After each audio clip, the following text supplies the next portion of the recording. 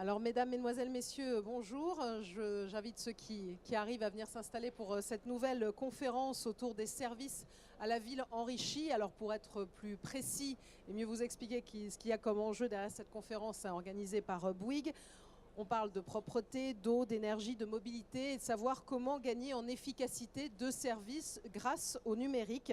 Alors on le sait, la ville de demain se construit maintenant beaucoup autour d'un ensemble de technologies, que ce soit les smartphones, les objets connectés, le mobilier intelligent. Et tous les services du quotidien se trouvent totalement modifiés par le numérique. Et on va voir justement comment tous ces secteurs dont j'ai parlé, la propreté, l'eau, l'énergie, la mobilité, peuvent aussi être modifiés par ces enjeux du numérique. Et on va en parler avec Frédéric Gallo. Bonjour, vous êtes directeur du développement chez Bouygues Énergie et Services. Donc vous allez nous parler de ces enjeux de traitement des données et ce que ça représente pour une société comme Bouygues et en particulier cette entité Bouygues Énergie et Services dont je parlais. Ce qui est intéressant, c'est de voir comment un grand acteur de la gestion aussi de l'eau, des déchets, peut aussi prendre en main ce sujet de traitement des données. C'est le cas de Suez. Et c'est Benoît Brien qui est avec nous, donc directeur du développement, pour en parler aussi concrètement. Et puis pour rentrer aussi, comprendre mieux ce qu'il y a derrière tous ces enjeux du numérique, parce qu'on en parle beaucoup, mais il y a un contexte législatif, des enjeux aussi importants derrière. Mathieu Caps, bonjour, est avec nous, qui est responsable des affaires publiques chez Open Data Soft. Vous développez justement une plateforme qui permet d'ouvrir, de publier et d'exposer ces données et ressources sur le web à des tiers. Vous allez nous en dire plus dans un instant. Donc merci en tout cas d'être là depuis Polytech. On retrouvera aussi l'intégralité de cette conférence sur YouTube, donc si vous avez en plus besoin de détails. Et puis l'idée, c'est que vous puissiez aussi poser des questions à l'issue des échanges entre les trois intervenants. Alors Mathieu Caps, je commence par vous justement, parce que je parlais de cette plateforme que vous avez mis en place. C'est bien d'en dire quand même quelques mots pour ceux qui ne vous connaîtraient pas, Open Data Soft, et puis après de rentrer dans le vif du sujet et de comprendre, parce qu'on sait bien que voilà, il se passe beaucoup de choses dans cet univers du numérique, mais on a aussi envie d'y voir un petit peu plus clair. Bonjour, merci. Open Data Soft. Open Data Soft, c'est une société française, comme son nom l'indique pas. On a 5 ans d'existence. Start-up, aujourd'hui PME.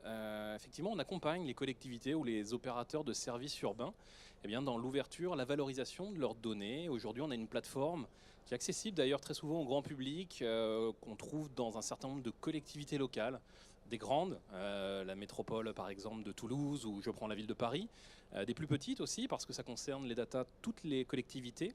Beaucoup d'opérateurs de services urbains, c'est l'énergie, c'est la mobilité, c'est l'environnement. On accompagne aussi les ministères, et c'est une logique aussi d'ailleurs qui se déploie non seulement en France, mais aussi à l'étranger. Voilà. Donc aujourd'hui, on accompagne une centaine d'organisations sur cette question de l'ouverture des données dans l'enjeu de la Smart City. Alors, ce que je disais, là, on a quand même un grand Big Bang. Il se passe beaucoup de choses dans cet univers du numérique. C'est peut-être bien de reprendre déjà un peu les enjeux, le contexte législatif, en particulier avec vous. Puis on comprendra mieux, évidemment, avec les deux acteurs que sont Bouygues et Suez, ce que ça représente comme enjeu pour la ville de demain. Donc, je vous en prie sur le contexte législatif. Alors sur le contexte législatif, effectivement, il y a beaucoup à dire, parce qu'on est un petit peu à la croisée des chemins, une vraie tectonique des plaques depuis quelques années, où on a toute une ribambelle de législation, de réglementation, de lois qui impactent assez largement le numérique et surtout l'usage de la data. Je ne vais pas toutes les citer, mais la dernière, la plus importante, elle a été votée au mois d'octobre dernier. C'est la loi pour une république numérique. Je parle vraiment du territoire français. Elle était portée par la secrétaire d'État au numérique, Axelle Lemaire. Et alors plusieurs volets, mais sur l'enjeu de la data, et notamment de la data territoriale, aujourd'hui, on caractérise des données dites d'intérêt général. Et aujourd'hui, les collectivités, en tout cas pour celles qui font plus de 3500 habitants, donc ça en fait près de 4000, eh bien, elles ont obligation d'ouvrir leurs données. Ça concerne aussi les opérateurs de services urbains. Alors il y a encore un certain nombre de décrets qu'on attend, mais on voit bien de tous les côtés finalement des acteurs du territoire, il y a cette obligation aujourd'hui d'ouvrir les données, tant pour des enjeux de transparence que des enjeux évidemment derrière aussi de pilotage de l'action publique, et puis surtout de réutilisation dans des objectifs derrière de Smart City. Donc une loi Le Maire qui succède à la loi Macron qui a impacté la mobilité, et puis j'ajoute une dynamique qui n'est pas uniquement française, parce que on a la chance de travailler dans d'autres pays, mais c'est la même chose dans les pays anglo-saxons. Aux États-Unis, ils sont à peu près sur le même genre de dynamique, c'est pas tout à fait le même cadre, et à Bruxelles aussi, ce sont évidemment des sujets qui sont importants. Donc aujourd'hui, on doit ouvrir ces données d'intérêt général. Par défaut, c'est la règle. Voilà, donc une année environ, le temps que tout rentre en application.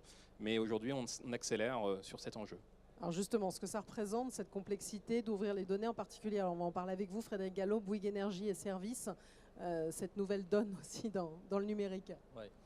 Alors bonjour à tous, effectivement, donc Bouygues Énergie et Services est vraiment spécialisé, est un intégrateur, opérateur de services urbains, tout type de services, que ça concerne l'énergie directement, la mobilité, tous les services aussi de type haut débit, sonorisation, vidéoprotection et autres, et puis tout type de service aussi qui peut amener à plus d'efficacité du service public. Nous sommes extrêmement orientés à la fois usage au bénéfice de la collectivité, mais également au usage, au bénéfice de l'usager final, l'habitant, le visiteur. Voilà. Dans ce contexte, et pour mieux répondre d'une façon générale à votre question, effectivement, il y a l'ouverture donc des données, la mise à disposition de ces données. Alors, une première chose, une première remarque, d'abord, toutes les collectivités de plus de 3500 habitants, certes, mais ce sont les données dont elles disposent, c'est-à-dire qu'il ne faut pas à tout prix pour chaque collectivité donc avoir et mettre à disposition et créer des données particulièrement.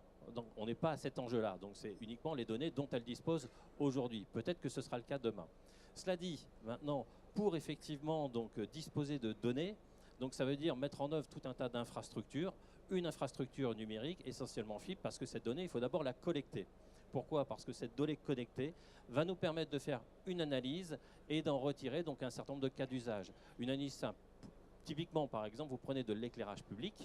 Aujourd'hui, la plupart des collectivités ne savent pas quels sont donc le nombre de points lumineux qu'elles peuvent avoir, ne savent pas quelles sont leurs consommations en la matière, ne savent pas comment ça fonctionne. Ça veut dire qu'il faut disposer de données sur ce patrimoine, sur ces consommations, pour ensuite déterminer dans quelle mesure et comment on va pouvoir limiter les consommations énergétiques. Par exemple, en faisant de la gradation. Par exemple, en faisant du on-off entre le jour et la nuit. Par exemple, en mettant des dispositifs de détection. Il y a tout un tas de dispositifs, pas forcément d'ailleurs à destination des très grandes villes, mais aussi à destination aussi des petites communes qui vont permettre d'améliorer ces consommations énergétiques. Et tout ça est issu de la collecte et de l'analyse des données qu'évoquait tout à l'heure Mathieu. Alors pour Suez aussi, Benoît Briand nous a expliqué un petit peu plus, même si on commence aussi à le comprendre, à le sentir, l'importance des données pour un groupe comme le vôtre dans la ville.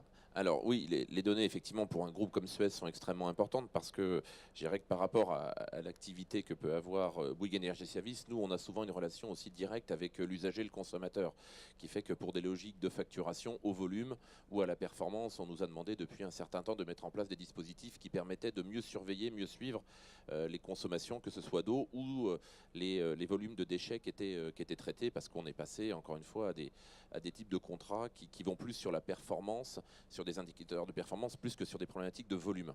Donc on a depuis une quinzaine d'années au sein du groupe Suez mis en place un certain nombre de solutions qui nous permettent de suivre tout ça. Le plus bel exemple dans l'eau, c'est grâce à nos systèmes de télérelève qui permettent effectivement en automatique de relever à une fréquence déterminée, ça peut être plusieurs fois par jour, les consommations d'eau. Et c'est là où on est venu d'ailleurs nous assez rapidement sur ces sujets un peu de smart, parce que à l'origine, c'était effectivement pour suivre les consommations et pour un objectif purement de facturation. Et en fait, on s'est aperçu qu'on pouvait faire aussi plein d'autres choses de ces données, notamment sur des sujets tout simples, au départ basiques de fuite. Si vous êtes alerté parce qu'à un moment dans la journée, la consommation sort de votre histogramme classique. Donc ça a permis effectivement d'alerter les usagers sur leur consommation. Et puis de fil en aiguille, on s'est dit, il y a de nouveaux services. Pour continuer sur ce sujet de télérelève et pas m'étendre parce qu'on a beaucoup de choses à dire tous les trois, dernièrement on s'est dit une fois qu'on a, ces systèmes qui permettent de regarder, de suivre la consommation, finalement on a surtout une information qui est extrêmement importante, et on l'a vécu après la canicule en 2006 en France, c'est de savoir s'il y a consommation ou pas. Là on n'est plus dans une question de volume, mais de pouvoir indiquer à celui qui le souhaite si chez un parent éloigné il y a eu ou pas consommation. Ce qui permet derrière, éventuellement, de déclencher un certain nombre de niveaux d'alerte gradués pour intervention ou pas. Voilà, c'est comme ça que nous, on est rentré dans ce sujet-là. Le deuxième aspect, vous l'avez soulevé, c'est aussi ce souci de transparence. Dans un certain nombre de pays, dont la France, les opérateurs ont été fortement attaqués sur leur système de facturation et de consommation. Et donc, depuis très très longtemps, on a mis à disposition l'ensemble des données des services publics qui nous sont délégués afin d'être le plus transparent possible, pas tant vis-à-vis de l'usager, mais vis-à-vis des collectivités qui elles-mêmes faisaient l'objet de beaucoup de questions. Donc, on a développé un certain nombre de solutions qui font qu'aujourd'hui, certaines collectivités ont un accès directe sur l'état du service et nos interventions ou la qualité du service. Voilà. Alors dans ce débat justement sur le numérique et comment il peut faire évoluer et rendre plus efficaces les services, Mathieu Cap, c'est intéressant de voir, parce que là on parle de données depuis tout à l'heure, j'ai bien compris qu'il fallait aussi que les collectivités puissent les ouvrir autant que possible, en tout cas celles qu'elles avaient, mais quelles sont ces données justement, comment on peut les traiter, voilà, on a envie d'en savoir un peu plus aussi. Effectivement, les données. Alors, peut-être déjà un premier point, il ne s'agit pas de données personnelles. Ça aussi, c'est un point important. La CNIL en France est extrêmement vigilante. Il s'agit bien de données qui sont des données plus macro. On verra aussi qu'après, il y a une importance de la maille territoriale que l'on considère. Donc, on parle bien effectivement de données qui ne concernent pas les individus. Les données sur le territoire, elles sont de toute nature, de tous ordres. En fait, on en fabrique partout. C'est évidemment les différents systèmes d'information, les progiciels de la collectivité. Donc, ça concerne aussi bien les finances que l'urbanisme, le sport, les transports. C'est aussi des données qui sont collectées via l'intermédiaire d'objets connectés, d'IoT. Et on verra évidemment que c'est un point important parce que là, la volumétrie n'est plus la même. Et puis, c'est aussi la capacité, au-delà des données que l'on collecte chez soi, c'est la possibilité aussi d'aller en récupérer ailleurs. L'enjeu, il est là, c'est imaginer une sorte de réseau social de la donnée. Donc, ces données, souvent d'ordre macro, ce qui est intéressant au final, puisqu'elles sont de diverses natures, c'est aussi souvent de pouvoir les mélanger entre elles. C'est dans cette approche un peu open. Alors, on parlera de la question de la gouvernance, hein, c'est pas l'open data, c'est pas l'open bar, comme on l'entend parfois, mais c'est surtout l'intérêt peut-être de mélanger des données d'énergie avec des données exogènes qui viennent peut-être de Météo France, un autre producteur, et pourquoi pas les mélanger aussi avec des données culturelles. On peut imaginer, grâce à l'ouverture de ces données, de manière évidemment extrêmement périmétrée, eh bien, la création, que ce soit en interne chez un opérateur, que ce soit sur la ville avec tout son écosystème, celui aussi de start-up et de PME, eh bien, des usages, des nouveaux services que l'on aura créés hors les murs. Et aujourd'hui, on voit de plus en plus d'exemples finalement de nouveaux services qui ont finalement été rendus possibles justement par cette mécanique d'ouverture de la donnée. Des choses qui avant étaient en silo, qui aujourd'hui tombent, et grâce voilà, aux ressources des uns et des autres et l'ingénierie. Voilà. Mais cette approche d'innovation ouverte, je crois, est au cœur du sujet pour pouvoir mélanger ces données, évidemment, avec une gouvernance à trouver, c'est aujourd'hui l'enjeu. Bah justement, avant, on va rentrer dans le vif du sujet parce qu'on va avoir quand même des exemples concrets aussi dans cette histoire, parce qu'on parle depuis tout à l'heure de Smart City, de traitement des données, mais j'aimerais bien vous faire réagir quand même l'un et l'autre à cette question de gouvernance. C'est vrai qu'au début, la Smart City quand même a été prise en main, on va dire globalement, par certains opérateurs. Maintenant, il y en a d'autres qui arrivent aussi dans cet univers-là. Comment ça doit se gérer, Frédéric Gallo? Bien, en ce qui concerne le traitement des données, il est clair que ces données doivent continuer d'appartenir à la collectivité avant tout. Ça, c'est un point fondamental. C'est elle qui reste propriétaire de ces données. C'est elle aussi qui est responsable de la diffusion de ces données, qui doit décider de quelles données, finalement, elle met à disposition. Et au surplus, en plus, ce ne sont pas n'importe quelles données. Ça doit être des données qui doivent être propres, qui doivent être lisibles. C'est extrêmement important aussi, parce que si les données ne sont pas lisibles, on ne saura rien en faire. Ensuite, pour poursuivre sur ce que disait Mathieu, et pour l'illustrer, effectivement, le croisement des données, c'est effectivement ça qui va permettre l'amélioration du service, à la fois à l'usager mais aussi pour la collectivité. Typiquement donc en termes de mobilité, aujourd'hui lorsqu'on arrive à croiser les données liées au trafic routier avec les données liées au tramway, les données donc liées aux installations de parking, ben effectivement on peut faire en sorte qu'une personne puisse aller d'un point A à un point B dans une ville le plus rapidement possible en consommant le moins d'énergie possible, donc, et typiquement ce que ça lui coûte aussi le moins cher possible. Donc on voit là tout l'intérêt de ces données qui donnent lieu donc à un certain nombre d'applications. Alors c'est vrai qu'aujourd'hui l'application paraît simple, tout le monde a un téléphone, tout le monde a un smartphone, tout le monde télécharge tout un tas d'applications, mais on ne sait pas comment ça fonctionne. Ben, pour que ça fonctionne, ben, effectivement, ça veut dire qu'il faut toujours ces infrastructures, il faut des capteurs, il faut collecter cette donnée, il faut l'analyser, il faut les croiser et ensuite les restituer, et c'est ce qui vous permet d'avoir le service pour l'usager final. Alors Benoît Briand, si cette question à la fois de gouvernance et puis peut-être aussi comment vous commencez les uns et les autres à échanger des données, ce que soulignait Mathieu Cap, je trouve que c'est une idée intéressante. Alors effectivement, déjà sur la partie gouvernance, il y a vraiment un point que vient de souligner Frédéric sur lequel on est absolument d'accord. Très clairement, nous chez Suez, on ne sait pas à qui, il y a des débats, à qui appartient la donnée. Il n'y a qu'une seule chose dont on est sûr, c'est qu'elle ne nous appartiendra pas, nous, opérateurs. Et donc effectivement, nous on est là pour la collecter et la remettre à disposition sous une certaine forme pour l'usage de la collectivité. Encore une fois, tout en étant très orienté usage. De la donnée pour de la donnée n'a pas beaucoup d'intérêt, de la techno pour de la techno, ça n'a pas d'intérêt non plus. La question, c'est ce qu'on veut en faire derrière. Et je rejoins Mathieu sur les croisements que l'on met en œuvre. Donc, de toute manière, on est On s'est créé une petite formule il n'y a pas très longtemps avec Frédéric sur un projet qu'on a en commun qui est de dire l'open data oui, mais l'open data contrôlé. Et contrôlé par la collectivité, par le pouvoir public, par la puissance publique en tout cas. Deuxième sujet, effectivement, sur le croisement des données, extrêmement intéressant. On a développé, nous, une solution qui s'appelle un flux autour de tout ce qui est traitement des épisodes orageux, où effectivement, grâce à la mise à disposition des données de Météo France, on arrive aujourd'hui à 24 heures à anticiper les épisodes orageux et donc du coup à anticiper le stockage des eaux pluviales dans les réseaux d'eau usée et dans les collecteurs quand c'est le même réseau, si c'est un autre réseau, c'est dans celui-ci qu'on collecte, afin d'éviter effectivement les inondations liées à ces épisodes orageux. Il y a 3 ans, 4 ans, si on n'avait pas eu en accès direct les données de Météo France et si on n'avait pas pu les croiser avec nos données à nous de stockage ou de volume disponible, voilà, on n'aurait jamais réussi à faire ça. Tout ça, encore une fois, c'est au bénéfice bien entendu de l'usager, mais aussi de la collectivité et de ses services pour plus d'efficacité.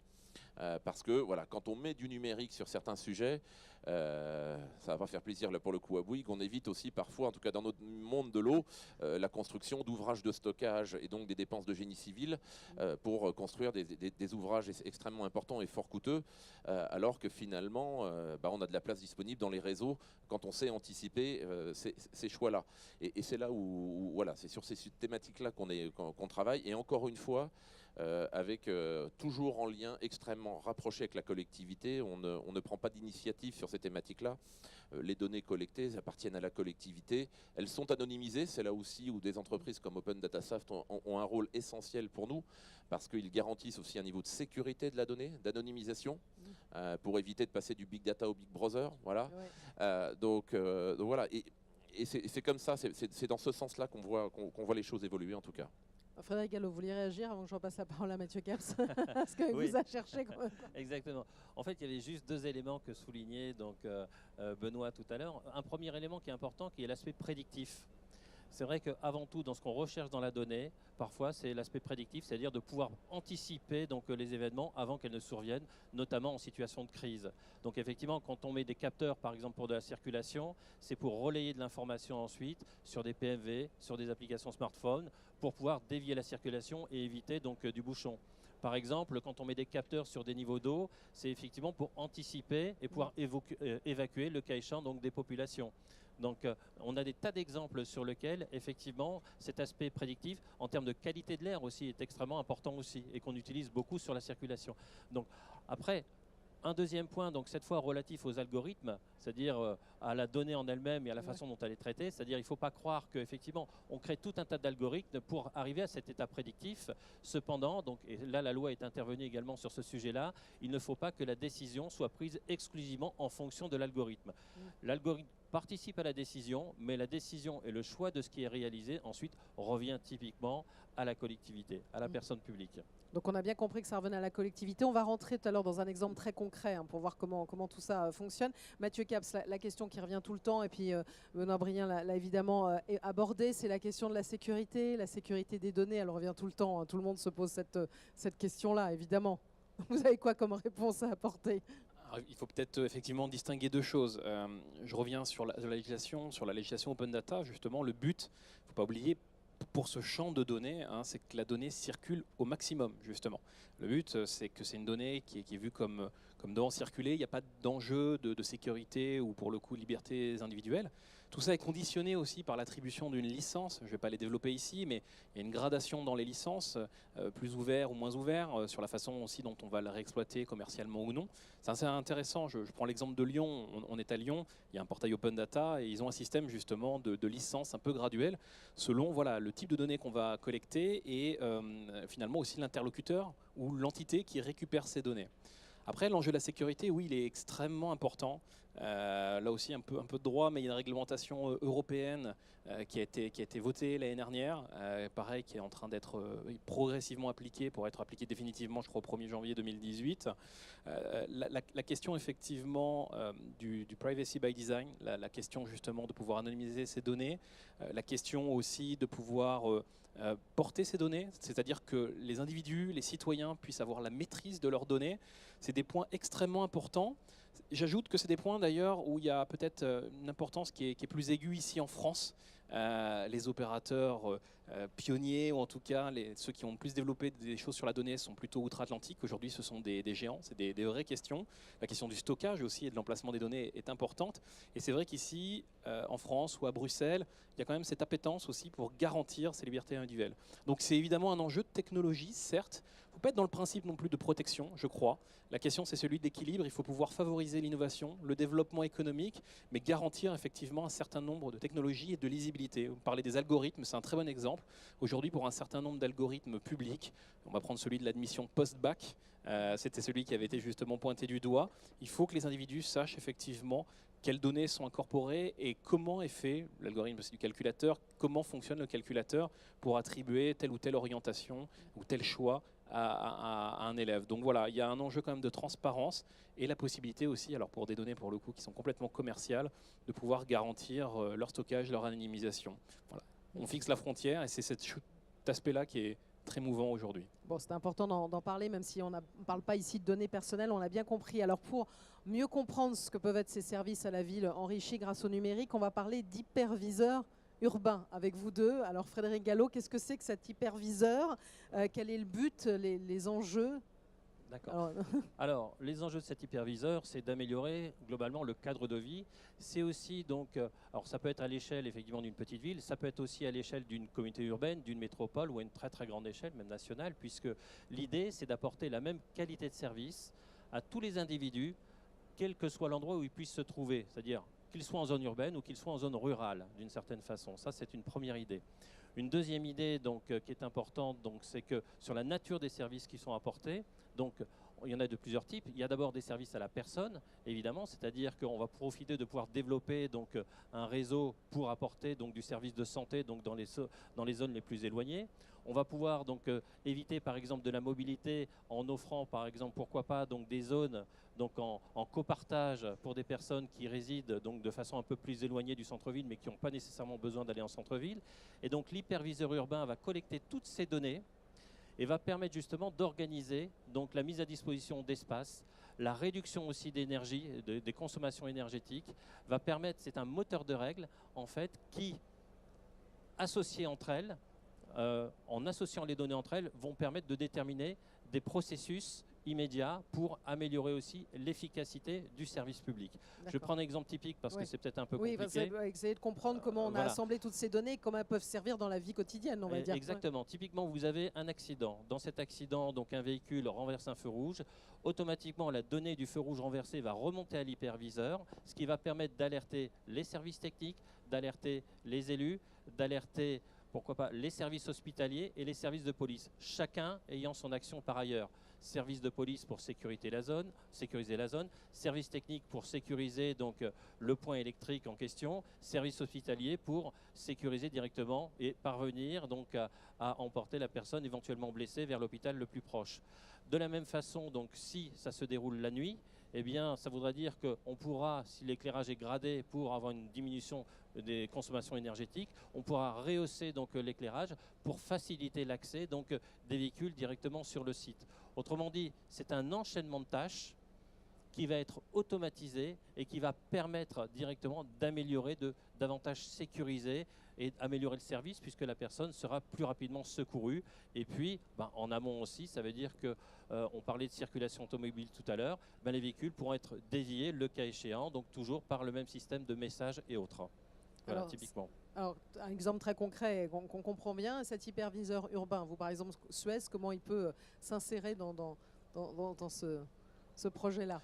Nous, on s'insère complètement dans ce projet qu'on mène ensemble. Parce qu'effectivement, on considère aussi que pour la partie des réseaux d'eau et des réseaux d'assainissement, on est aussi doté de capteurs sur nos propres réseaux et c'est une source d'information complémentaire en cas de gestion de crise, savoir, là, on était sur un accident, sur un incendie, où est la borne la plus proche, quel est l'accès, comment du coup donner l'accès le plus rapidement possible. Enfin, on se complète vraiment très très bien sur ces thématiques. Donc oui, ça a beaucoup de sens, mais vous avez un sens aussi qui est aussi derrière tout ça, qui est un souci, et je le dis très clairement, d'efficacité des services publics. Ça permet de défiloter aussi un certain nombre d'actions publiques. Qui n'a pas connu, excusez-moi, j'espère que quelques élus dans la salle, mais qui n'a pas connu dans sa rue la chaussée ouverte 3 fois dans l'année pour 3 thématiques différentes. Ça permet de mieux coordonner les actions, pas qu'en période de crise ou en situation de crise, pardon, mais aussi voilà, pour des interventions qui nécessitent une opération de base identique. Ça permet de mutualiser les chantiers et à la fin donc de l'efficacité, des économies, bien entendu pour la collectivité et les contribuables qu'on représente tous aujourd'hui ici. Alors justement, Mathieu Cavs, vous qui travaillez avec les collectivités, comment elles le perçoivent finalement cette arrivée aussi d'acteurs qui gèrent leurs données, leur proposent des nouvelles solutions aussi finalement? Effectivement, on travaille avec des collectivités. J'ajoute que moi, j'ai travaillé en collectivité assez longtemps pour savoir effectivement quel était l'état d'esprit. Un point important, c'est qu'il n'y a pas, il faut le dire, dans le secteur public local, c'est vrai aussi d'ailleurs dans le privé, il n'y a pas une appétence énorme pour les sujets numériques et data, et d'ailleurs pas forcément les ressources humaines. Donc l'enjeu un peu de la démocratisation de l'usage de la donnée, de la pédagogie est extrêmement importante. C'est là que ça change peut-être par rapport à l'ancienne vision, la vision de la Smart City qu'on pouvait peut-être avoir il y a 10 ou 15 ans, celle souvent aussi dont on nous vantait les mérites à l'international. Je pense à Songdo en Corée, je pense à Masdar aussi dans les pays du Golfe. Une ville très technocentrée, très verticale, avec une sorte de salle de contrôle où on pourrait tout piloter.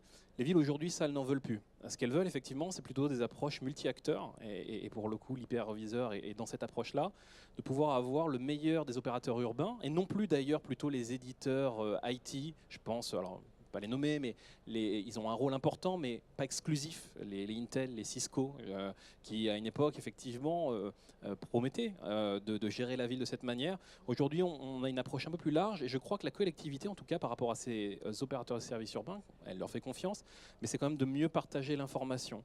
Donc l'idée aussi, c'est de pouvoir peut-être réduire l'asymétrie, et l'apostrophe, entre délégants et délégataires, telle qu'elle a pu exister parfois, parce qu'on a vu parfois de la défiance qui a pu s'installer pour des bonnes et mauvaises raisons. Et c'est vrai que cet enjeu de la circulation de la donnée, où la collectivité a un rôle à jouer, et comprendre ce qui se joue sur son territoire et pouvoir donner le là et puis finalement aussi son veto, c'est un point extrêmement important. Donc il y a une question d'équilibre. On revient à cette idée de gouvernance, mais c'est ce qu'attendent les collectivités, d'être impliquées sur le sujet, pas forcément de faire par elles-mêmes, mais d'être nécessairement en tout cas très intégrées. Oui, Frédéric Gallo. Ouais.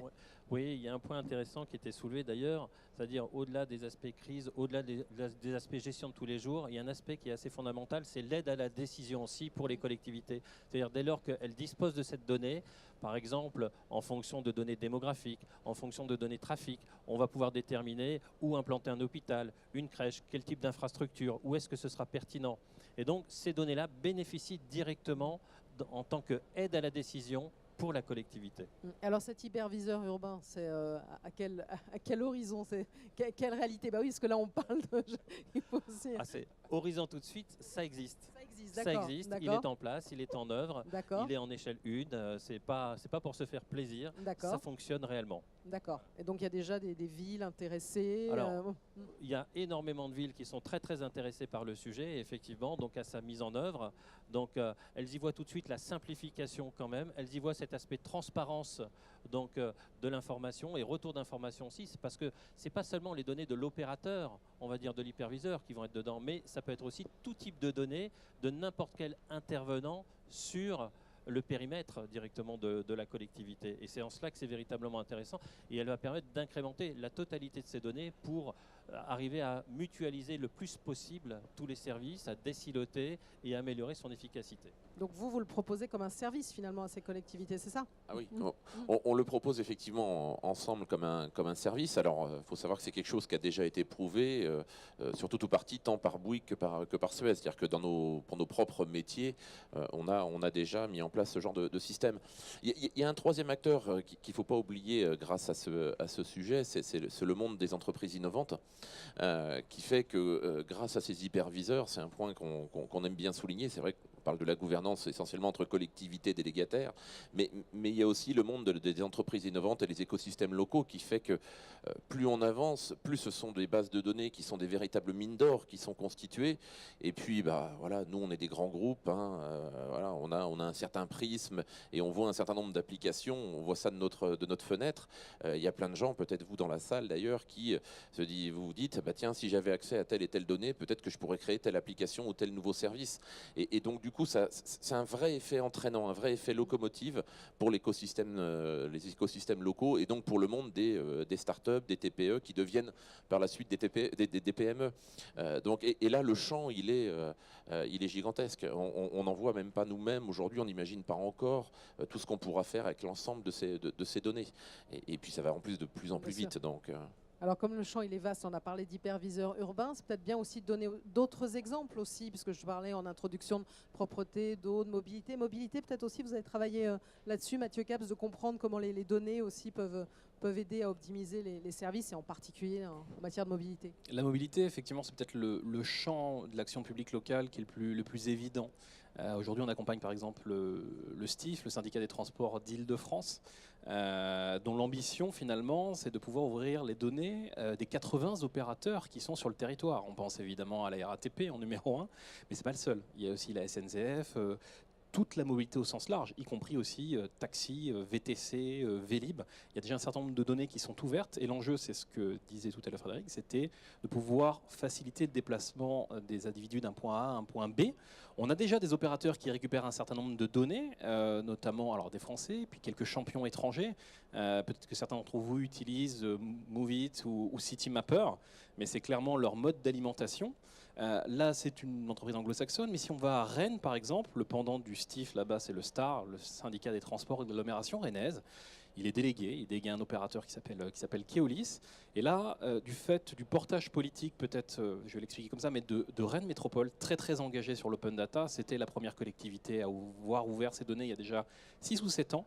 Eh bien, ils ont, avant que la loi d'ailleurs arrive, mais exigé de leur opérateur qui s'engage dans cette approche, ce qu'a fait bien volontiers l'opérateur sur place. Et aujourd'hui, vous avez une plateforme de data StarRennes où il y a une quarantaine de jeux de données, une douzaine de jeux de données en temps réel, avec des API, des interfaces de programmation où les développeurs peuvent venir se brancher et créer des applications.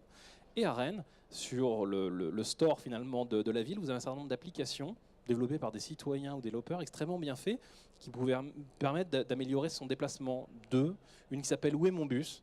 Très simplement, à l'époque, ce n'était pas prévu au contrat. Rennes souhaitait avoir ça. Où est-ce que je peux me géolocaliser ? Où est l'arrêt de bus le plus proche ? Quand est-ce qu'il passe ? Avec quelque chose de dynamique.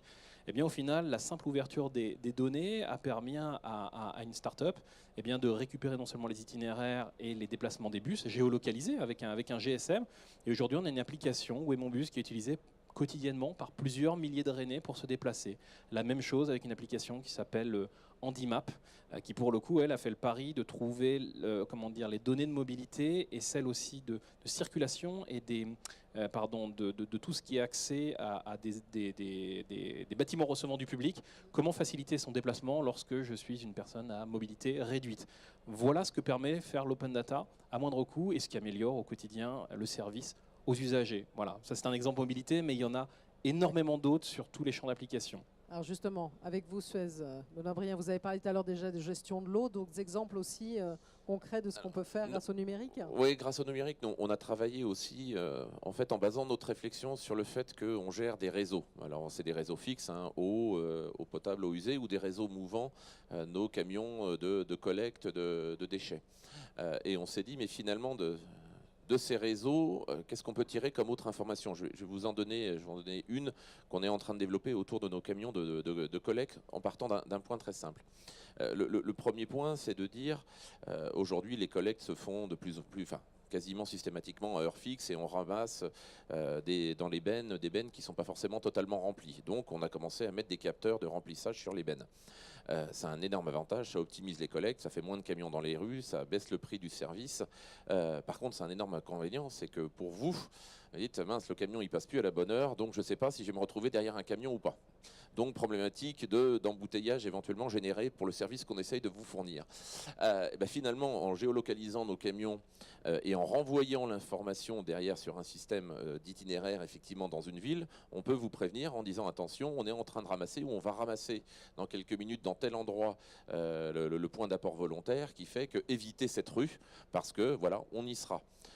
Voilà le genre de sujets sur lesquels on travaille. Et enfin, deuxième aspect, grâce à ces réseaux, on travaille sur d'autres thématiques en disant quel autre service ou quelle autre mesure on peut apporter. On a un problème partout, Mathieu t'es passé en collectivité, l'état des voiries qui nécessite des états des lieux compliqués, surtout plus la ville est étendue. Finalement, nos camions de poubelle, nos camions de ramassage, ils passent tous les 2-3 jours dans toutes les rues. Donc avec un système de caméra, on est en train de le développer, remonter de l'information aussi à la collectivité en disant attention, là vous avez une chaussée qui est en train de se dégrader. On peut mettre des capteurs de qualité de l'air sur nos camions. Donc on peut finalement sur la base des flux en fait et des routes qu'on emprunte et de nos réseaux fournir et capter beaucoup plus d'autres informations qui, comme ça, facialement, sont très éloignés de nos métiers historiques. Ceci étant, pourquoi aller construire un réseau supplémentaire alors que nous, en passant, ou parce qu'il est déjà fixe, on peut apporter l'information en rachetant juste le capteur. Voilà. On voit que ces services à la ville enrichis sont nombreux. D'autres exemples avec vous, Frédéric Gallo et Bouygues Énergie et Services? Oui, il y a des tas de choses qu'on développe aujourd'hui. On est capable, par exemple, de convertir un réseau d'éclairage public en réseau haut débit qui, par sa capillarité, va permettre d'apporter le dernier kilomètre ou les dernières centaines de mètres donc numériques avec des services de type sécurité, avec de la vidéo, avec aussi, donc pour relayer aussi de l'information, par exemple, sur des places disponibles de parking, par exemple aussi pour relayer de l'information liée à de la géolocalisation, pourquoi pas de vélo. Donc il y a des tas de services aujourd'hui qu'on a développés donc en la matière. On travaille beaucoup aussi sur la partie énergétique. Typiquement, donc on a développé un smart grid qui permet de collecter donc on va dire de l'énergie donc issue du photovoltaïque sur des batteries donc de recyclés de véhicules électriques pour les restituer donc lorsqu'il y a des pics d'appel de puissance, ce qui évite par exemple d'avoir à on va dire changer ou modifier le dimensionnement donc des réseaux et ce qui peut coûter très très cher en investissement. Donc on travaille sur tous ces sujets-là qui participent d'emblée à surtout abaisser les coûts de fonctionnement de la ville, oui, diminuer aussi le montant de ces investissements et améliorer considérablement le service aux usagers et notamment par donc deux aspects, l'aspect économie, c'est-à-dire rechercher de l'économie sur ce qui est fait tous les jours, c'est de moins en moins cher avec plus de services. Et puis apporter aussi donc peut-être des nouveaux revenus aussi à la ville, qu'elle est quelque part, même si c'est un peu iconoclaste, une vision plus entrepreneuriale, j'aurais tendance à dire, c'est-à-dire pour avoir des revenus complémentaires. Donc ça veut dire qu'il y a des investissements évidemment au départ, mais un retour sur investissement dont on parle souvent qui est très important et très intéressant pour une ville. On sait bien à quel point les collectivités surveillent de près leur argent et ça on peut le comprendre. Exactement, c'est-à-dire qu'aujourd'hui, donc, si le service que l'on propose n'est pas en capacité d'avoir un retour sur investissement suffisamment court, il ne faut pas le proposer. Voilà. C'est peut-être intéressant aussi de dire, parce qu'on parle beaucoup ici de villes durables, on a cité des exemples à Masdar de grandes villes, mais ça peut s'appliquer partout. Enfin, il faut penser qu'on ne parle pas qu'à des grandes villes aussi à travers ces enjeux de services. Oui, complètement. C'est-à-dire qu'effectivement, quelle que soit la taille de la ville, c'est applicable. Il faut juste adapter, bien entendu, le schéma, la plateforme, en fonction des ambitions et de ce qui est faisable à l'échelle donc de la collectivité considérée. Mais tout le monde peut en profiter. Un capteur, c'est pas très très cher, c'est quelques centimes. Alors le sujet est très très vaste. Vous voulez peut-être rajouter quelque chose avant qu'on passe la parole à quelques questions éventuellement dans la salle, où je pense qu'on a déjà dit beaucoup. L'idée aussi c'est de faire des échanges, n'hésitez pas. Je ne sais pas s'il y en a un micro pour passer ou il faut parler fort. Je veux même passer le micro s'il faut. Si vous avez besoin de compléments de la part de nos intervenants. Ça a été très clair, formidable.